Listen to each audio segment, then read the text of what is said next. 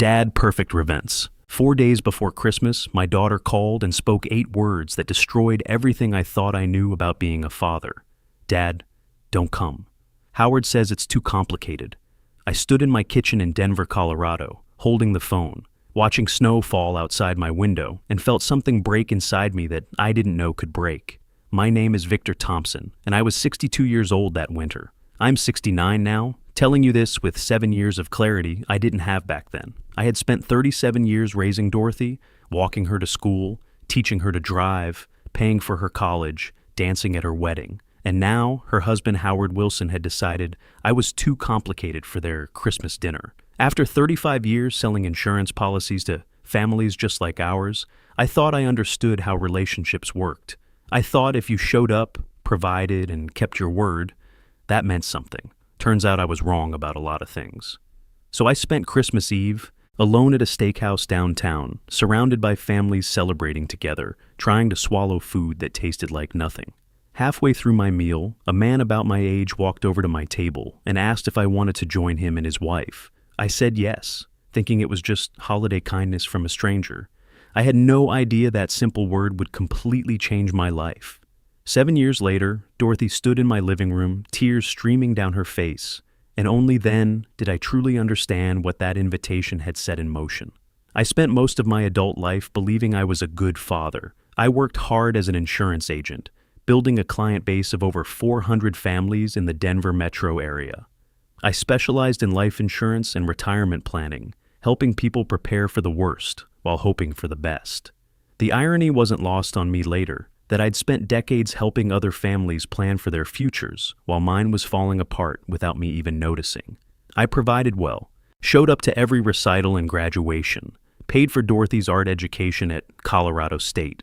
I thought that was enough. I thought love was demonstrated through responsibility and sacrifice. But sitting alone in that steakhouse on Christmas Eve, I learned something painful. Sometimes being a good provider doesn't mean anything if the people you provided for don't actually want you around.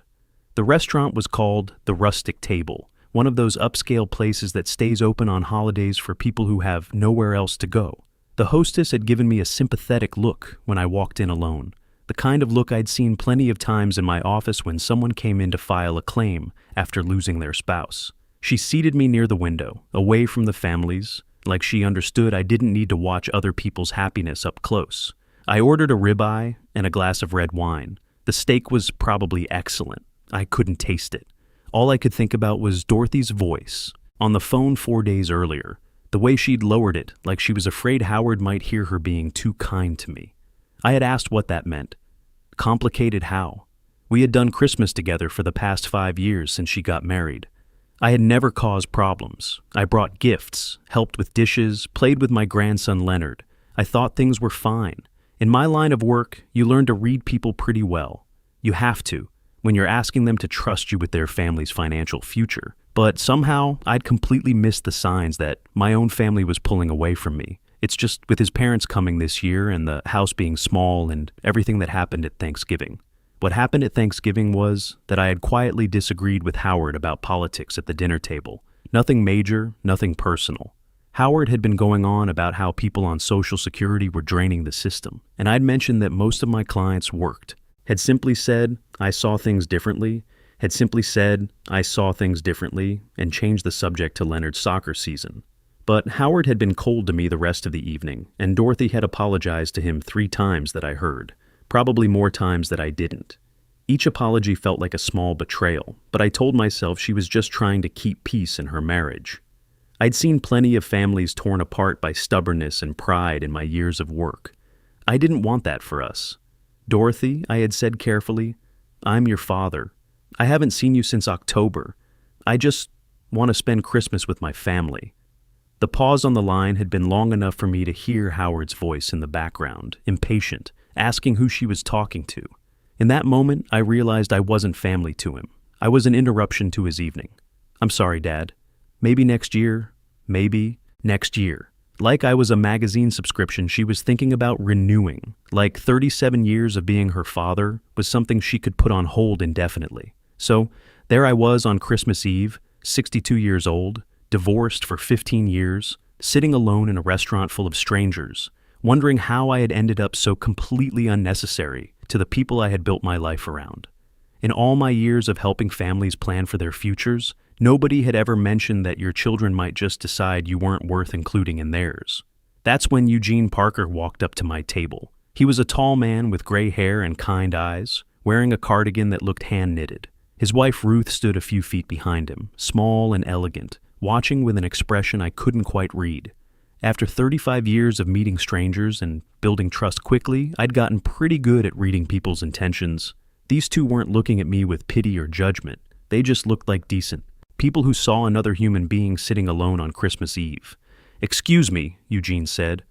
"I couldn't help noticing you're alone tonight. My wife and I have a table for 4, but it's just the 2 of us. Would you like to join us?" I almost said no. Every instinct told me to protect my privacy, to handle my loneliness the way men of my generation were taught to handle it, quietly, invisibly, without burdening anyone. In my insurance work, I'd learned that people don't like to think about worst-case scenarios. They certainly don't want to sit next to them at dinner. But something in Eugene's face stopped me. There was no pity there, just simple human recognition. "I don't want to intrude on your evening," I said. "You wouldn't be intruding," Ruth said, stepping forward. Her voice was warm, southern, like honey over gravel. "We genuinely enjoy the company. Our children are scattered all over the country this year. It's just us and too much food." I looked at my half-eaten steak, at the empty chairs around me, at the families laughing and talking at every other table, and I made a decision that would change everything. "Okay," I said. "Thank you. I'd like that very much." That first dinner with Eugene and Ruth Parker lasted 3 hours. We talked about everything. Eugene had been a bank manager for 30 years, before retiring, working his way up from teller to regional manager. Ruth had been a pharmacist at Presbyterian St. Joseph Hospital, then moved to outpatient care when her knees couldn't handle the hospital floors anymore. They had 3 adult children and 7 grandchildren spread across California, Georgia, and Maine. "Holidays used to be chaos," Ruth said, laughing. "Now they're quiet. We're still figuring out what quiet looks like." I told them about Dorothy, about Howard, about the phone call 4 days ago. I hadn't planned to share so much with strangers, but something about their presence made honesty feel safe. Maybe it was all those years of sitting across from clients, helping them plan for their families' futures. That made me appreciate people who actually listened when you talked. "That's hard," Eugene said simply. He didn't offer advice or try to fix anything. He just acknowledged the pain. In my line of work, I'd learned that sometimes that's all people really need. Someone to witness their struggle without trying to solve it immediately. And somehow, that was exactly what I needed. When the check came, Eugene insisted on paying for my meal despite my protests. "Consider it a Christmas gift," he said. "And Victor, if you're not doing anything next Sunday, Ruth makes the best pot roast in Denver. We'd love to have you over." I almost said no again. I almost retreated back into my careful, protected solitude. But Ruth was already writing their address on a napkin, and Eugene was shaking my hand like we had known each other for years instead of hours. 6 o'clock, Ruth said. "Don't bring anything except yourself." That first Sunday dinner at the Parker house was the beginning of everything. Their home was a 2-story Craftsman in Park Hill, filled with books and photographs and the smell of something delicious cooking. The kind of home I'd visited thousands of times for policy reviews and claims discussions, but this time I wasn't there to talk about death benefits or premium adjustments. I was there because people wanted my company. Eugene met me at the door and immediately put me to work, helping him set the table. "Ruth has very specific ideas about how the table should look," he whispered conspiratorially. "I've been married to her for 43 years, and I still get it wrong sometimes." Ruth appeared from the kitchen, wiping her hands on her apron. "I heard that, Eugene Parker, and you do not get it wrong. You just get it different." She winked at me. "Welcome, Victor. Make yourself at home." That evening, I met their youngest son, Gerald, who lived in Denver with his wife Helen and their 2 children. Gerald worked as an electrician for the city, and Helen taught 3rd grade at a local elementary school. The grandchildren, Beverly, who was 8, and Maurice, who was 5, immediately adopted me as a new audience for their stories and drawings. By the time dinner was served, I had learned about Beverly's obsession with dinosaurs and her plan to become a paleontologist, and Maurice's firm belief that he would one day be an astronaut and a firefighter at the same time. "Don't try to talk him out of it," Gerald said, grinning. He's already designed the spacesuit with a fire hose attachment. The pot roast was exactly as good as Eugene had promised. But what I remember most about that dinner wasn't the food. It was the way everyone talked over each other with affection rather than irritation. The way Eugene reached for Ruth's hand during quiet moments. The way Gerald and Helen worked as a team, clearing dishes without anyone having to ask. The way the children were included in conversations instead of shushed or told to. Wait until the adults were finished talking. This was what family was supposed to look like. This was what I had always wanted with Dorothy. When I left that night, Ruth hugged me at the door and said something that stayed with me for years. Same time next Sunday, Victor. And every Sunday after that if you want. I wanted. 3 months passed, then 6, then a year. The Sunday dinners at the Parker house became the fixed point around which my life rotated. I started arriving early to help Eugene with small repairs around the house. After decades of explaining insurance policies to homeowners, I'd picked up quite a bit about maintenance and home improvements. Eugene appreciated having another pair of hands, and I appreciated having something useful to do with mine. I taught Maurice how to play chess, starting with the basic moves and working up to simple strategies. The kid was sharp, reminded me of Dorothy at that age when she'd spend hours drawing elaborate pictures and making up stories about the characters in them. I helped Beverly with her science fair project on volcanic eruptions, and we built a model that actually worked, complete with baking soda lava that impressed her whole class. Ruth insisted I had a magic touch with her garden, though I suspected she was just being kind. Truth was, after years of driving around Denver, visiting clients in their homes, I'd absorbed a lot of practical knowledge about everything from plumbing to landscaping. People like to show off their projects while we discuss their life insurance needs. I didn't hear from Dorothy during that first year. Not on my birthday, not on Father's Day, not on Christmas. I sent cards and gifts for Leonard's birthday and received a brief thank you text in return. Thanks for the soccer ball. Leonard loves it. 14 words. I counted them. I called twice. Both times Dorothy was too busy to talk and promised to call back. She never did. The first time, I could hear Howard in the background asking about dinner plans. The second time, Leonard was crying about something and she had to go. Both times I hung up feeling like I was bothering people who had more important things to worry about than talking to me. The silence hurt. It hurt every single day.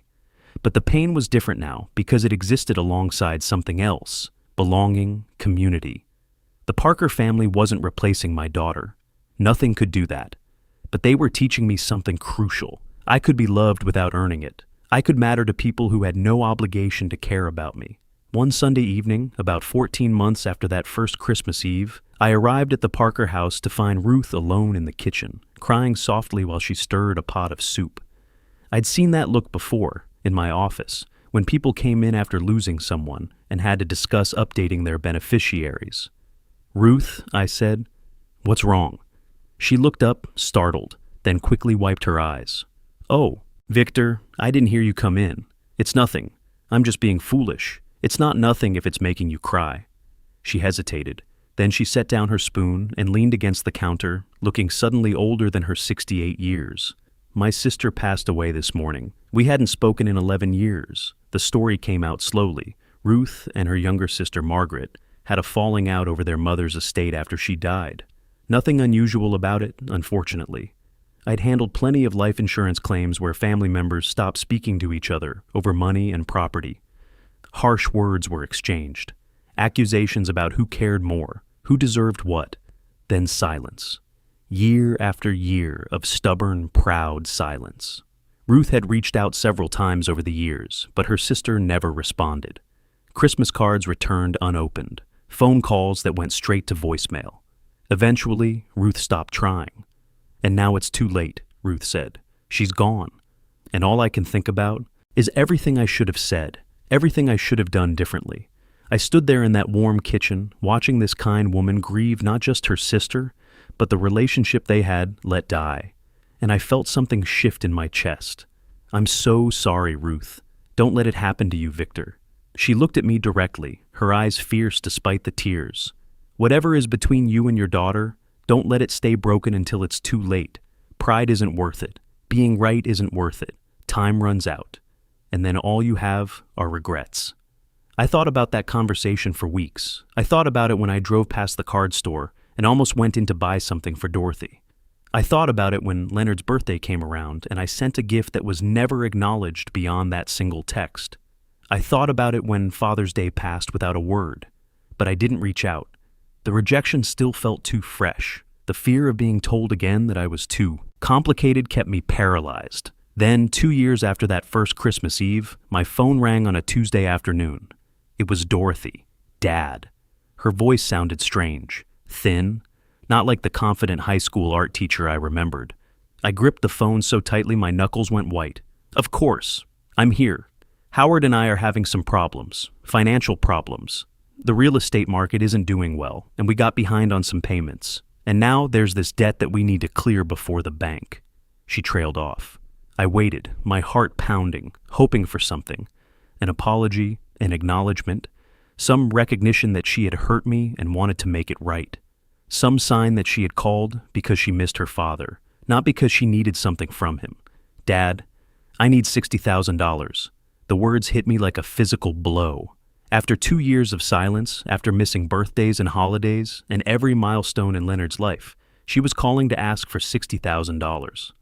I knew that amount exactly because it represented most of what I'd managed to save for retirement after 35 years of steady work in insurance. It was my safety net, the thing that would let me live with dignity when I couldn't work anymore. I know it's a lot, but you have the retirement fund. And Howard says if we can just get through this quarter, everything will stabilize, Howard says. There it was again, the phrase that had started all of this. Dorothy, I said slowly. When did we last speak? Before today. Silence on the line. I could hear her breathing, could almost feel her searching for an answer that wouldn't sound as bad as the truth. I'm trying to remember, I continued. Was it the Christmas you disinvited me? No, wait. You texted me in January after that. Happy New Year, 3 words. Was that it? 2 years of nothing. And now you're calling to ask for $60,000. That's not fair, her voice sharpened. You know things have been complicated with Howard and his family. You know he has opinions about me, I finished. Yes, I know. I'm too complicated, too different, too something. I've been whatever he needed me to be for 2 years, Dorothy. I've been invisible. And now suddenly you need money, and I exist again. I'm your daughter, she was crying now. Doesn't that mean anything to you? The question hit like a physical blow, because of course it meant something. It meant everything. She was my daughter, my only child, the person I had loved most in the world for 39 years. But she was also the person who had chosen her husband's comfort over her father's presence, who had let 2 years pass without a real conversation, who was calling now, not because she missed me, but because she needed something from me. Dorothy, I love you. I have always loved you. But I can't give you $60,000. Why not? You have it. I know you do. Because giving you that money won't fix what's actually broken. Because Howard will find another crisis next year and another one after that. Because you haven't asked me how I am in 2 years. And you're not asking now. Because I learned something these past 2 years about the difference between being needed and being valued. So you're choosing money over your own daughter? That's who you are? That's the kind of father you've become? No, I said, and my voice was steady despite the trembling in my hands. I'm the kind of father who learned that love isn't the same as being used. I'm the kind of father who has people in his life now who show up for Sunday dinner, not because they need something, but because they want to be there. I'm choosing that, Dorothy. I'm choosing to be valued, not just needed. There was a long pause. Then Dorothy spoke, and her words were cold and precise. You know what, Dad? Howard was right about you. He always said you were selfish underneath all that nice guy exterior. I defended you for years. I won't make that mistake again.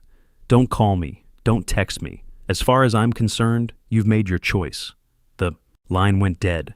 I stood in my apartment, the phone still in my hand, and waited for the devastation to hit. It did eventually, but mixed with the grief was something unexpected. Relief. I had finally stopped pretending. I had finally told the truth, and my daughter had shown me exactly who she had become. That evening I drove to the Parker house, even though it wasn't Sunday. Eugene answered the door and took one look at my face. Come in, Victor. Ruth's making tea. I told them everything. Dorothy's call, the money, the ultimatum, the cold click of disconnection. They listened without interrupting, the way they always did. You did the right thing, Ruth said firmly. Boundaries aren't abandonment. Remember that. It doesn't feel like the right thing. It feels like I just lost my daughter. You didn't lose her today, Eugene said gently. You lost her a long time ago, piece by piece. Today, you just finally let yourself see it. 5 years passed. 5 years without a word from Dorothy. No birthday cards, no holiday calls, no photos of Leonard, who was growing up without knowing his grandfather. I learned about her life through occasional social media glimpses and updates from mutual acquaintances at church. But my life went on too. I retired at 67 and started volunteering at a community center, teaching basic computer skills to seniors who reminded me of my old insurance clients, practical people who wanted to learn but needed patience and encouragement. I became an unofficial member of the Parker family, present for every birthday, every holiday, every Sunday dinner, without fail. Beverly started high school and still asked for my help with science projects. Maurice discovered he loved cooking and started helping his grandmother in the kitchen, the two of them inventing increasingly elaborate dishes while Eugene and I pretended to be terrified of the results. Gerald got promoted to supervisor at the electric company. Helen started teaching 5th grade. I was happy. Not the desperate, grateful happiness of someone who had finally escaped loneliness, but the quiet, settled happiness of someone who had found where he belonged. Then came the call that changed everything again. It was a Thursday morning in March. I was at the community center helping a 74-year-old woman named Joyce figure out how to video chat with her grandchildren when my phone buzzed with a number I didn't recognize. Victor Thompson? Yes, this is Victor. This is Dr. Williams at St. Mary's Hospital. Your daughter Dorothy Thompson Wilson is here. She listed you as her emergency contact. There's been an accident. The drive to the hospital felt like forever. I called Eugene from the car. He said he and Ruth would meet me there. I told him he didn't have to do that. He said, Victor, don't be ridiculous. We're coming. Dorothy was in the ICU when I arrived. A car accident. A drunk driver running a red light. She was stable but had significant injuries, including a broken pelvis, fractured ribs, and internal bleeding that required surgery. Howard was with her, but he stepped out when I arrived, and we passed each other in the hallway without speaking. Leonard was there too, sitting in the waiting room with red-rimmed eyes. He was 12 now, tall and thin, and he looked at me like he was trying to place a face he almost remembered. Grandpa, he said hesitantly. Hey, buddy, I sat down next to him. I'm here. Mom talked about you sometimes. She said you were busy. That's why you didn't visit. I opened my mouth to correct him, then stopped. What would be the point? He was 12 years old, and his mother was in the ICU. He didn't need me to explain how I had been carefully excluded from his life. I'm not busy anymore, I said. I'm right here. Eugene and Ruth arrived 20 minutes later. Ruth immediately took charge, finding better chairs, locating the cafeteria, making sure Leonard had something to eat. Eugene sat with me in the waiting room. You didn't have to. Come, I said. Victor, Eugene put a hand on my shoulder. When are you going to understand? This is what family does. The family you choose shows up, especially when things are hard. 3 weeks into Dorothy's recovery, late at night, she called my name from her room. Dad, can you come here? I found her sitting up in bed, her face pale. She had been crying. I can't sleep. I keep replaying the accident. I thought I was going to die, Dad. I really thought that was it. I sat in the chair beside her bed. You're safe now. You're going to be fine. When I was in the ambulance, when I thought I might die, do you know what I thought about? I thought about you, about the last thing I said to you. Don't call me. As far as I'm concerned, you've made your choice. 7 years ago, Dad. Those were going to be my last words to my father. She was crying harder now. I was so wrong about everything. Howard told me you were selfish, that you only cared about money, and I believed him because it was easier than admitting that I had pushed you away.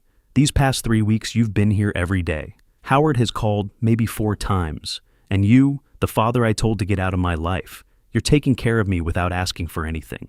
You're my daughter. That's what fathers do. I want to meet them. The people who have been your family while I was too stupid to see what I had. The first Sunday dinner that Dorothy attended was 2 months later.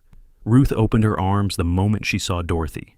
You must be Dorothy. I'm so glad you're finally here. 6 months later, Dorothy filed for divorce. She and Leonard moved closer to Denver, closer to me, closer to the Parkers. These days, Sunday dinner includes a few extra chairs. Dorothy brings a salad. Leonard argues about basketball with Maurice. And I sit at that crowded table, looking at the family I chose and the family that finally chose me back, feeling something I didn't know I had been missing all those years. Wholeness. If you're struggling with family rejection or feeling undervalued, remember this. The best revenge isn't anger or bitterness. It's building a life so rich with genuine love and respect that those who walked away finally understand what they lost. Family isn't just about blood or obligation. It's about showing up consistently, not because you have to, but because you choose to. And sometimes the people who choose you become more family than the ones who share your DNA ever were.